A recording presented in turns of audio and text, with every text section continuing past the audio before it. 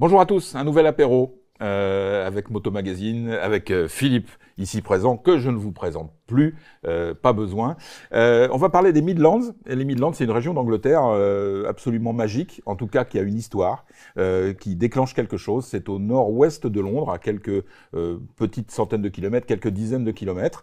C'est une région absolument incontournable en Angleterre, Philippe, d'après ce que j'ai compris. Figure-toi, Pierre, merci de présenter cette émission. Figure-toi en fait que les Midlands, c'était un peu sous les radars qu'on peut avoir sur l'Angleterre, parce que quand on pense à l'Angleterre, on pense à Londres. On a tous passé des week-ends, des vacances, des machins à Londres. Shopping. Et c'est super cool, des week-ends shopping. Et en fait, Birmingham, c'est un endroit où tu te dis, c'est une ville un peu chelou, avec des briques rouges, il pleut tout le temps, c'est moche, et ça ne rentre pas dans ton spectre de ce qu'il faut aller voir en Angleterre. Et c'est une grosse erreur, parce qu'en fait, c'est vachement intéressant pour deux choses. D'abord, parce que la ville, en fait, est très sympa. Et ensuite, parce que quand tu creuses un peu, c'est en fait le berceau de la révolution industrielle, au point que Birmingham et les Midlands, on appelait ça l'atelier du monde à la fin du 19e siècle. Voilà. Alors, l'atelier du monde. Alors, la ville elle-même, tu viens de le dire, c'est une ville sympa. D'après ce que je sais, il y a énormément de canaux. Il y en a plus qu'à Venise, d'après ce que la ville, quand tu regardes Londres, en fait, a priori, d'après les derniers chiffres qu'on a, la ville elle-même, c'est 8 millions d'habitants, c'est gigantesque. Et l'agglo, c'est 14 millions. Birmingham, c'est la deuxième ville anglaise, mais on change vraiment d'échelle, puisqu'on est à 1,1 million sur la ville et à 4 millions sur l'agglo. Par contre, quand on pense les canaux à Venise, c'est 46 km de canaux, Birmingham, c'est 54. Et ça, j'aurais jamais imaginé. Moi non plus. Pourtant, je connais Birmingham, mais je me demande même si j'ai déjà vu des canaux à Birmingham. En fait, il y en a plein. Voilà. Et quand tu regardes cette fabuleuse série, j'insiste parce qu'elle est formidable, tu l'as peut-être vu, les Peaky Blinders, tu as plein de séquences, notamment sur la fin des saisons, où les mecs ont des petites péniches hyper étroites. Elles font 2,08 m de large, parce que les canaux font 2,10 m. Donc c'est une. Elles s'appellent les narrow boats, donc les bateaux étroits. Et en fait, 2,08 m, et en fait, elles vont de Birmingham à Londres, et elles transportent. Alors, dans la série, elles transportent des trucs un peu chelous. Mais en fait, en vrai, quand tu es là-bas, il y a des gens qui habitent dedans, tu as du tourisme là-bas, et ça fait partie de la. D'ailleurs, les Peaky Blinders, il y a, je crois, des fresques à Birmingham qui rappellent l'histoire. Deux choses. Il y a des fresques assez longues qui sont sur la gare centrale de New Street, qui est une des gares les plus importantes de ça. Et en fait, ce qui est intéressant, c'est que les Peaky Blinders, en fait, l'atelier et les entrepôts, etc., avec lesquels ils font leur business, est dans un quartier qui s'appelle Small Heath. Et Small Heath, en fait, c'est le point de départ d'une des structures industrielles de la ville, parce qu'en fait, cette ville qui a. Alors, elle n'est pas totalement à la base de la révolution industrielle. En fait, elle a permis à des gens d'inventer la machine à vapeur. Il y a trois personnages célèbres dans le monde. Watt et Murdoch. Voilà. Et en fait, ces trois-là ont repris le concept de machine à vapeur et l'ont amélioré. Et en fait, ont créé justement cette base industrielle qui est Birmingham. Donc en fait, sur le quartier de Small Heath, tu as cette base, cette structure d'industrialisation. Et en fait, tu as BSA par exemple. BSA qui veut dire Birmingham Small Arms. Donc les petites armes. En 1861, la marque se crée et fabrique des armes et des munitions. Et après, je crois, c'est en 1903 ou 1900, quelque chose comme ça, très vite, elle fait des vélos et puis elle commence les motos très peu de temps après. En fait, ça c'est un scénario classique de toute l'industrie. C'est-à-dire que les mecs commencent par faire ce qui est important à la fin du 19e siècle. Ils font des armes et des munitions parce qu'à l'époque, on adorait se tirer dessus. Et ça n'a pas beaucoup changé. Non, ça n'a pas beaucoup changé en fait, en vrai. Et puis les mecs se disent, bon, en fait, on a de quoi faire du métal, on a de quoi faire des presses, on a de quoi faire des choses. De là, on va faire des vélos. Et puis de là, on fait des motos. Et puis après, certains font des voitures. Et en fait, typiquement Royal Enfield, Royal Enfield, c'est une marque de munitions Royal dans la ville d'Enfield et ils font des munitions. D'ailleurs, ils font des motos. Il y a des fusils qui s'appellent les fusils Lee Enfield. Absolument. Voilà. BSA, c'est pareil. Il y a plein d'autres marques en France, en Angleterre, en Allemagne, etc., qui commencent par faire des munitions et ensuite l'outil industriel permet de passer à des vélos motorisés et à des motos. Oui, d'ailleurs, c'est frappant. Il y a plein de marques qui ont commencé par d'autres produits, pas obligatoirement d'ailleurs des armes, mais qui commencent à faire du vélo et qui mettent un moteur qui souvent était disponible sur étagère, comme on dirait aujourd'hui, dedans et commencent à une lignée de motos comme ça. Alors, regarde Peugeot. Peugeot faisait des machines agricoles, des outils, des poivriers, des salières, machin, et puis en fait, ils se mettent à faire des moteurs. Peugeot, par contre, c'est très vite motoriste. Ça sera d'ailleurs, en fait, un des premiers à gagner le Tourist Trophy. On oublie souvent qu'une des Norton qui a gagné la première édition du Tourist Trophy a un moteur Peugeot. Et en fait, les mecs, tu vois, ils ont l'outil industriel et de là, ils passent à aux attentes en fait de la population de l'époque, c'est-à-dire de la mobilité facile. Et en fait, Birmingham, et notamment la région des Midlands, quand tu creuses un peu, quand tu aimes la voiture, la moto, la mobilité en général, tu te rends compte que les plus grandes marques, les plus prestigieuses, elles viennent un peu de là. Ouais. En moto, c'est Triumph, Norton, BSA, Veloset, Royal Enfield. En voiture, c'est Aston Martin, Jaguar, Land Rover, Lotus. Et aujourd'hui, tu as 7 des 10 écuries de Formule 1 qui sont basées là-bas. C'est un peu comme du côté de Bologne, en fait. Il y a aussi toute une industrie en Italie. C'est complètement D'accord. ça. Ouais. Pour revenir à BSA, BSA, donc un nom mythique, qui aujourd'hui n'est plus une marque anglaise. Qu'est-ce que BSA aujourd'hui ? Alors BSA, c'est compliqué. C'est en fait historiquement, donc c'est Birmingham Small Arms, donc on l'a dit, fabrique de munitions. Ensuite, fabrique de vélos, fabrique de motos, fabrique de munitions pendant la guerre. En fait, et il se trouve que les Allemands ont quasiment pilonné la ville de Birmingham en 44 et en 43 parce qu'ils savaient bien que c'est là que se faisaient les outils, les munitions, les armes, etc. Donc en fait, historiquement, dans ce quartier de Small Heath, qui est le quartier on l'a dit, des Peaky Blinders et le quartier industriel de Birmingham, tu as encore une rue qui s'appelle Armory Road où tu as les bâtiments historiques de BSA.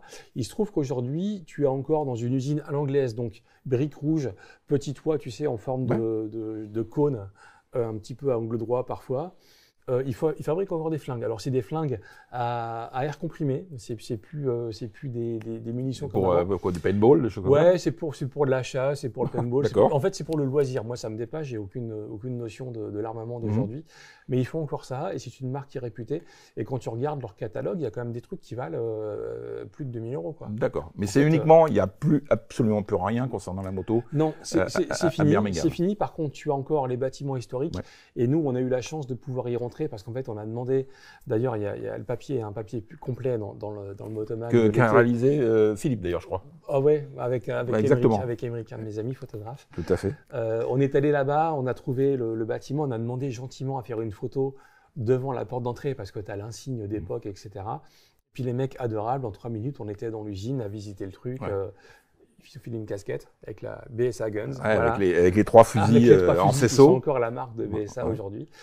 Non, c'est en fait c'est de l'armement de loisir. Est-ce qu'on ressent, de tout ce que tu viens de dire là, pas que sur BSA mais l'ensemble, est-ce que c'est une ville qui respire aussi la passion ? Ouais, complètement. En fait, je termine sur BSA. Si tu veux, aujourd'hui, la marque qui fabrique des flingues, tu as à la fois des machines à commande numérique, donc hypermonnaie, etc. Mais en fait, tu traverses le couloir de l'usine et en face, tu as des fraiseuses, des tours qui sont de l'époque du début du 20e, où ils faisaient des motos dans cet atelier-là. Et en fait, ce que tu ressens dans cette ville, c'est que si tu vas sur BSA, déjà, tu as une vraie passion de la moto, de la voiture, tu le vois. Parce que les Anglais, en fait, ils sont pas comme nous, ils sont pas avec pas faire de politique, mais ils sont pas avec des gens qui te culpabilisent de te déplacer autrement qu'en vélo. À Paris, on sait comment c'est. Voilà. Je vois pas du tout ce que tu veux dire. Voilà. Anne, avec nos salutations. Non, en fait, c'est des gens qui ont encore cette passion-là. Et en fait, quand tu sors de Birmingham, très vite, tu es sur des villes comme Coventry, comme Solihull, comme Malvern. Et ce sont des endroits, si tu as 2-3 notions de culture moto, tu sais que tu as ici Aston Martin, Jaguar, Land Rover, Lotus, Morgan, etc. Et tu vois plein de voitures, tu vois plein de prototypes. Ils fabriquent encore là-bas. Même si les capitaux, tout comme BSA, les capitaux viennent d'ailleurs, ils fabriquent encore là-bas. Les gens sont passionnés de ça. Tu as les voitures devant les maisons, enfin, tu vois beaucoup de belles choses. Et en fait, tu te rends compte parce qu'il y a des musées qui font vivre ça. Tu as le musée de la voiture en l'Est, tu as le musée fabuleux, le National Motorcycle Museum, qui est le musée de la moto anglaise où il y a plus d'une centaine de marques avec 850 motos exposées côte à côte et c'est juste extraordinaire. Ouais, on vous encourage d'ailleurs si un jour vous avez l'occasion et vous devez aller dans cette région, il faut absolument y aller. Alors c'est rangé, c'est très serré. C'est un parking. C'est un parking de moto couvert entre guillemets, mais vous pouvez passer des heures. Il y a différents halls avec les différentes marques, des motos très anciennes, des motos plus récentes, et ainsi de suite. C'est fabuleux. Il a brûlé malheureusement il y a une vingtaine ou une trentaine d'années. Mais ils ont reconstruit la plupart. Ils ont parfaitement reconstruit. Donc il y a une vraie ambiance. Et je voulais juste revenir un tout petit peu sur BSA, puisque on disait que BSA est originaire d'Angleterre, mais aujourd'hui c'est une marque indienne, entre guillemets, qui est fabriquée à Pune. À Pune, je ne sais pas comment on dit d'ailleurs, c'est fabriqué en Inde. Il se trouve que ça a été un moment totalement indien, c'était revendu à 50%, j'ai plus les chiffres exacts, mais en fait à un fonds de pension, à un fonds d'investissement allemand qui gère un peu ça. Le fonds d'investissement a récupéré Peugeot, donc c'est distribué en France par Peugeot. C'est un petit peu compliqué à comprendre, je ne te le cache pas. Il se trouve malgré tout que même si c'est fait en Inde, En fait, les dirigeants ont le désir de se réimplanter en Angleterre, de se réimplanter près de Birmingham. En fait, ils sont à Coventry, dans un bâtiment qui, historiquement, faisait les hélices des avions Spitfire pendant la guerre. Parce qu'en fait, ils se disent que l'esprit de la marque est là et qu'ils doivent être là pour le comprendre. D'accord. Et on sait que Royal Enfield, par exemple, c'est fait en Inde, oui. mais a son centre de développement et de recherche, entre guillemets, oui. En Angleterre aussi. Alors, c'est pas de la production, mais voilà, c'est un peu le même genre. Ils ont un centre de R&D. On sait aussi que Royal Enfield, c'est pas un secret industriel. Ils ont quasiment débauché la moitié de l'état-major de Triumph il y a quelques années parce que l'ambiance n'était pas cool chez Triumph. Ils ont récupéré un peu les gens au product planning, à la R&D, etc. Donc ils ont des gens qui ont ce sont des vrais roast beef en fait, c'est des vrais Anglais qui ont une vraie culture de la moto et ils les ont chopés et ils sont près d'une espèce de, tu sais, en Angleterre, tu as plein de bases aériennes, ça s'appelle Bruntingthorpe. Moi qui suis connaisseur d'aviation, c'est une des plus célèbres de la Seconde Guerre mondiale. Une des plus célèbres. Et en fait, donc, ce qui est drôle, c'est que tu as à la fois une espèce de... en gros, tu as deux pistes. Les mecs ont fait un bout de bitume pour que ça fasse une espèce de circuit. Tu roules comme un con avec ta moto. À côté, tu as deux Boeing 747. Et derrière, tu as trois bâtiments où les mecs font de la R&D pour les marques anglaises historiques. Ouais, ce qui est bien, c'est qu'ils réussissent à conserver cette passion. Tu le disais tout à l'heure, les Anglais ont une approche particulière, notamment de la chose mécanique. On sent une vraie passion au fond. Et tu disais, on a pu se pointer aux anciens locaux. Ils nous ont ouvert les portes, ils nous ont permis. Et ça m'étonne absolument pas des Anglais. Il y a une culture dans les tripes, en fait. Il y a une vraie culture. Pareil, avec Émeric, notre photographe, on est allé chez Morgan parce que j'adore cette marque. C'est une marque un peu historique. Tu te pointes là-bas, tu as le bâtiment, encore une fois, avec les briques rouges, les petits toits. Je ne sais pas comment on les décrit, les toits industriels de l'époque. Et en fait, c'est encore fait là-bas. Et tu as le musée avec les premiers cyclocars parce que Morgan a fait aussi cette espèce de trait d'union, et on reviendra là-dessus sur des sujets motomag, entre la moto comme outil de mobilité populaire et la voiture comme outil de mobilité populaire. Il y a le trait d'union qui est le cyclocar, c'est-à-dire une espèce de truc à trois roues avec un moteur de moto au milieu. Ils ont fait ça, et tu les vois encore là-bas, et ils fabriquent encore là-bas, comme depuis les années... je crois que les premières Morgan, c'est 1915, si je ne me trompe pas. Et en fait, ce que tu ressens dans cette ville, c'est autour de cette ville, c'est cette passion de toute la chose motorisée. Et quand tu creuses un peu, tu te rends compte que quand tu es passionné d'auto et de moto, tout vient quasiment de là-bas. Ouais, donc ça donne vraiment envie d'aller voir cette région. Ne serait-ce qu'on a dit tout à l'heure, le musée vaut quasiment le détour lui tout seul, le National Motorcycle Museum. C'est facile de circuler dans la région de Birmingham, et à Birmingham même quand on vient en moto, par exemple. C'est super facile. Pour revenir sur les musées, en fait, il y a trois musées. Nous, on en a fait deux dans ce papier. On a fait le National Motorcycle Museum, on a fait le musée de la voiture, qui est assez formidable parce qu'en fait, tu as un bâtiment principal où tu as plein de voitures anglaises et tu as des réserves où tu as la collection Jaguar. Et il y a plus de 100 bagnoles de chez Jaguar, des voitures de course, des prototypes, des choses que tu ne vois jamais ailleurs. C'est juste extraordinaire. Et il y a un troisième musée qui est le musée du transport à Coventry qu'on n'a pas fait par manque de temps. Il paraît que c'est vachement bien. Je pense que si tu aimes ça, ces trois musées-là, c'est important à faire. Sur Birmingham, en fait, et là encore une fois, pas de politique et pas de comparaison de Paris, mais quand même, ça fait mal. Ils ont une ZFE. Donc une zone à faible émission. Voilà, sauf qu'ils font ça intelligemment, donc il y a des parkings gigantesques à l'entrée de la ville. La ZFE est assez conscrite, en fait, c'est pas une ZFE gigantesque. C'est vraiment intramuros. L'hypercentre. Donc tu as des parkings assez importants juste à proximité du truc. Les motos ne sont pas concernées par la ZFE, donc tu peux rentrer en moto parce que les mecs ont compris que tu pouvais avoir un outil de mobilité plus efficace. Tu peux rouler dans les zones, les voies de bus à moto. Ah, ils en ont de la chance. Hein. Non, mais on va aller habiter en Angleterre. Les mecs sont pas cons, tu vois. Anne, encore une fois, bisous. Donc, les motos ne sont pas concernées par les ZFE. Les motos peuvent rouler dans les voies de bus. Tu te gares assez facilement. Et en fait, même s'il y a en vrai assez peu de motos au quotidien, tu n'en vois pas des milliards, les automobilistes sont plutôt concernés par ça. Donc, on te laisse passer en interfile, on t'ouvre un peu l'espace. L'interfile est autorisé. Donc, c'est plutôt l'endroit où tu as envie de rouler à moto. Donc, ça donne vraiment envie d'y aller. C'est simple. C'est simple. De la France, on prend quoi? On prend le bateau. Non, tu as un avion, Paris-Birmingham. Oui, mais si tu veux y aller en moto. En moto, tu prends le bateau, tu traverses, tu montes vers le nord-ouest et tu y es. La ville est vraiment cool, notamment l'hypercentre avec ses canaux. Tu as toute une zone dans le centre avec plein de bars, de restos, de machins un peu branchés. C'est assez cool. Contrairement à ce qu'on pense, tu manges super bien en Angleterre. C'est mieux qu'avant, je dirais, moi, ça a changé, si je peux me permettre. Ça a changé, c'est mieux qu'avant. Et puis, en fait, en vrai, tu as donc ces trois musées qu'il faut absolument aller voir. Et puis, si tu es à moto, tu as des petites balades dans la campagne.